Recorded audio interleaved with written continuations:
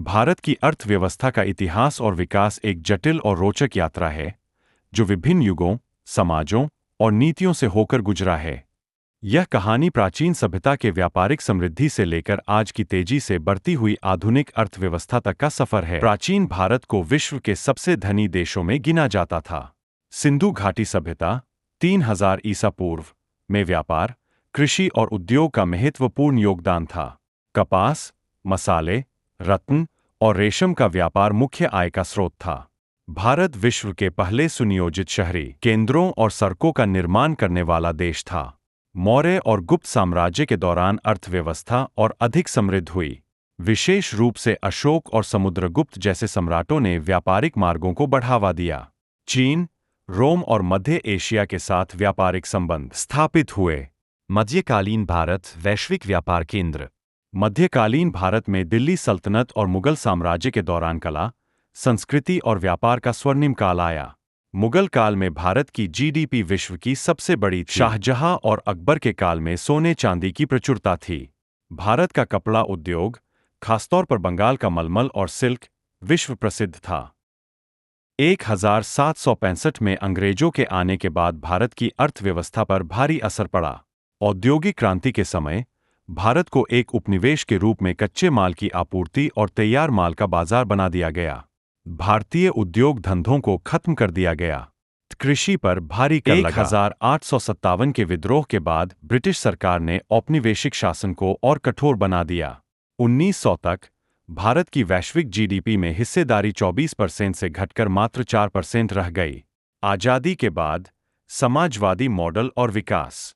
1947 में स्वतंत्रता के बाद भारत के पास एक बड़ी लेकिन पिछड़ी अर्थव्यवस्था थी। तो 1951 में पहली पंचवर्षीय योजना लागू की गई। भारत ने एक मिश्रित अर्थव्यवस्था को अपनाया। पीएसयू पर जोर दिया गया। नेहरू सरकार ने भारी उद्योगों, स्टील और पावर पर निवेश बढ़ाया। लेकिन 1970 के दशक तक समाजवादी नीतियों के कारण प्राइवेट सेक्टर की वृद्धि रुक गई।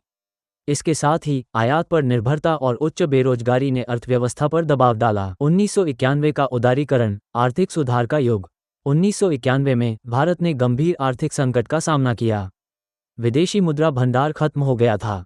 इस समय तत्कालीन प्रधानमंत्री नरसिम्हा राव और वित्त मंत्री मनमोहन सिंह ने आर्थिक उदारीकरण की घोषणा की। एलपीजी, लिबरलाइजेशन, प्राइवेटाइजेशन, ग्लोबलाइजेशन की नीतियां लागू की गईं। आयात शुल्क कम किए गए। विदेशी निवेश को प्रोत्साहन दिया गया। आईटी और सेवा क्षेत्र में बड़ा सुधार हुआ। 21वीं सदी, भारत की तेजी से बढ़ती अर्थव्यवस्था। आज भारत दुनिया की 5वीं सबसे बड़ी अर्थव्यवस्था है। आईटी और सेवा क्षेत्र, भारत का आईटी उद्योग वैश्विक स्तर पर अग्रणी है। स्टार्टअप क्रांति, भारत में यूनिकॉर्न कंपनियों की संख्या तेजी से बढ़ रही है। उद्योग और निर्माण, मेक इन इंडिया और पीएलआई, प्रोडक्शन लिंक्ड इंसेंटिव जैसे कार्यक्रम मैन्युफैक्चरिंग सेक्टर को बढ़ावा दे रहे हैं। Digital India, OP, digital payment और ऑनलाइन सेवाओं ने अर्थव्यवस्था को आधुनिक रूप दिया। हालांकि भारत की आर्थिक वृद्धि तेज है, लेकिन कई चुनौतियां अभी भी मौजूद हैं। 1. बेरोजगारी, युवाओं के लिए रोजगार के पर्याप्त अवसर नहीं हैं। 2. गरीबी, ग्रामीण इलाकों में गरीबी अभी भी चिंता का विषय है। 3. जलवायु परिवर्तन, जलवायु संकट का असर कृषि और उद्योग पर पड़ रहा है। 4. असमानता, अमीर और गरीब के बीच का अंतर बढ़ रहा है। लेकिन हरित ऊर्जा, स्टार्टअप्स और वैश्विक व्यापार के साथ भारत के पास एक उज्ज्वल भविष्य है। यदि भारत शिक्षा, स्वास्थ्य और नवाचार में निवेश जारी रखता है, तो यह 21वीं सदी में दुनिया की सबसे बड़ी अर्थव्यवस्थाओं में से एक बन सकता है। निष्कर्ष, भारत की अर्थव्यवस्था एक लंबी यात्रा की कहानी है, जिसमें उतार चढ़ाव, चुनौतियां और उपलब्धियां शामिल हैं। ये यात्रा केवल आर्थिक नहीं, बल्कि सामाजिक और सांस्कृतिक बदलावों का प्रतीक भी है। भारत की अर्थव्यवस्था सारांश, भारत की अर्थव्यवस्था प्राचीन काल से ही विश्व में प्रमुख रही है, जहां व्यापार, कृषि और उद्योग ने इसे समृद्ध बनाया। मध्यकाल में व्यापारिक महाशक्ति बनने के बाद औपनिवेशिक शासन ने इसे कमजोर कर दिया। स्वतंत्रता के बाद समाजवाद से विकास की नींव रखी गई। 1991 में आर्थिक सुधारों ने वैश्विक स्तर पर भारत को मजबूती दी।